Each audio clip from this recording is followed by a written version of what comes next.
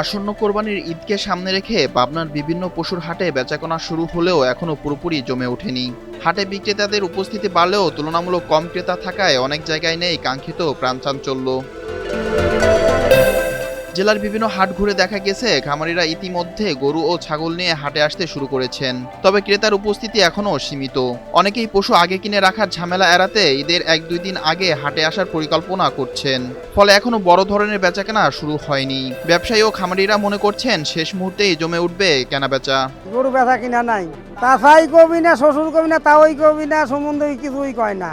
গরুর দাম মাঠেই বাজার যায়, তাই তো কব। খোলা লাগে পাত ডেলি 1 কেজি করে কাটোরা বাদাম আর কিশমিশ, ওই দুইটা মিক্সার করে 100 গ্রাম 200 গ্রাম করে আমরা খাবার পাত ডেলি। ঈদ লাগছে মনে খুশি জোয়ার সবখানে, আর ঈদ লাগছে মনে বিকাশ পেমেন্ট সবখানে। লোকজনও নাই, গরু ভরা আট ভরা, এনুরা কবে কিনবে জানি না। ঈদের আগে কিনলে পরে সে কি গরু কিনবে পারবে, সে আগুনের দাম হবে নি ভাই, এখন সস্তা দিচ্ছি তাও দিচ্ছে না। খামারিরা বলছেন এবার পশু লালন পালনের খরচ উল্লেখযোগ্যভাবে বেড়েছে। পশুখাদ্য, ভুসি, খড়, ঔষধ এবং পরিচর্যা ব্যয় বৃদ্ধির কারণে গত বছরের তুলনায় গরু ছাগলের দামও কিছুটা বেশি যাওয়া হচ্ছে। এতে অনেক ক্রেতাই বড় গরুর পরিবর্তে ছোট ও মাঝারি আকারের পশুর দিকে ঝুঁকছেন। সারা হাট ঘুরি মনে হয় 10 জন লোকও নেই গরু কিনা, অথচ 10,000 গরু আছে। এই একটা গরু 5 মণ দাম করছে 20,000। হাটে আসা কয়েকজন ক্রেতা জানান গত বছরের তুলনায় এবার গরুর দাম কিছুটা বেশি মনে হচ্ছে, তাই সাধ্যের মধ্যে ভালো পশু খুঁজছেন তারা। প্রচুর গরুর আমদানি, কিন্তু দাম এখন ছাড়তেছে না। বড় গরু কিনলে হয়তো একটু কম দামে পাবেন, ছোট গরু অনেক দাম। 1 মণ গোস্তে আপনার 30, 32, 35 কেজি পর্যন্ত আসতেছে। গরু যেমন এখন কিনবে, ধরে বাসে রাখার জায়গা নেই, অনেকে গরু আসতেছে দেখতেছে, যাদের রাখা আছে তারা গরু কিনতেছে। অনেকে যে শহর বাজারে তাদের গরু রাখার জায়গা নাই, তারা ঈদের 2 দিন আগে কিনবে নি। এই জন্যই মনে হয় দেখা লোকই বেশি এখন, পছন্দ হলে বা কিনবে। যেরকম আমরা দেখতে আসছি ছয় কিনবো।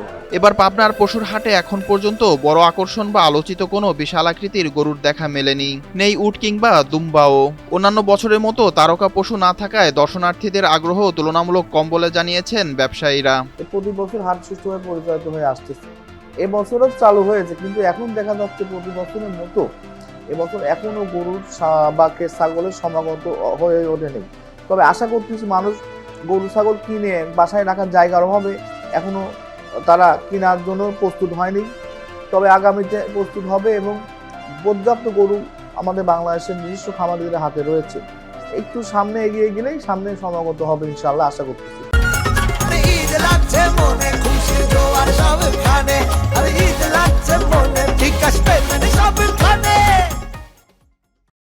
জেলা প্রশাসন ও আইন শৃঙ্খলা বাহিনী জানিয়েছে পশুর হাটকে কেন্দ্র করে নেওয়া হয়েছে বিশেষ নিরাপত্তা ব্যবস্থা। হাট এলাকায় ম্যাজিস্ট্রেটের পাশাপাশি পুলিশ ও অন্যান্য আইন শৃঙ্খলা বাহিনীর সদস্যরা দায়িত্ব পালন করছেন। জাল টাকা শনাক্তে ব্যাংকের কর্মকর্তাদের পাশাপাশি রাখা হয়েছে বিশেষ মেশিন।